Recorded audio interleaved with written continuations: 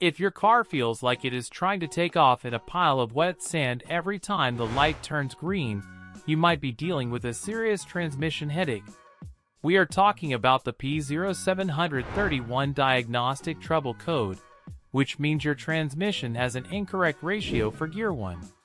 This is a generic code for vehicles made from 1996 to the present, and it hits everything from Ford trucks to Mazda sedans. Modern automatic transmissions use a torque converter and a complex series of gears to get your car moving efficiently while maximizing your miles per gallon. Your powertrain control module, or PSIM, is constantly doing math by comparing the engine speed to the transmission speed sensor to make sure the gear ratio is exactly where it needs to be. When that math does not add up, the computer triggers the check engine light and often puts the car into a limp mode to protect the internal parts. You will likely feel the transmission slipping or notice that the car is incredibly sluggish because it might be trying to start in a higher gear instead of first. Your fuel economy will also take a massive hit as the engine works way harder than it needs to. Common causes for this problem include low or dirty transmission fluid, which prevents the hydraulic pressure needed to engage the clutches.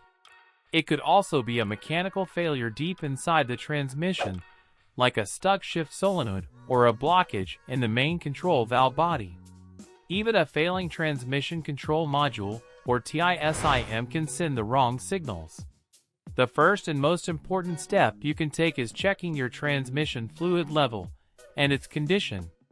If the fluid looks dark or smells burnt, you should change it immediately along with the filter. If the fluid is fine, you might need a high-end skin tool to see what gear the computer is actually commanding versus what the wheels are doing. Because transmissions are incredibly complex and require specialized knowledge to tear down, you should see a master technician if a simple fluid service does not solve the problem. Catching a ratio issue early can be the difference between a simple solenoid swap and a multi-$1,000 transmission rebuild, so do not wait to get it checked out.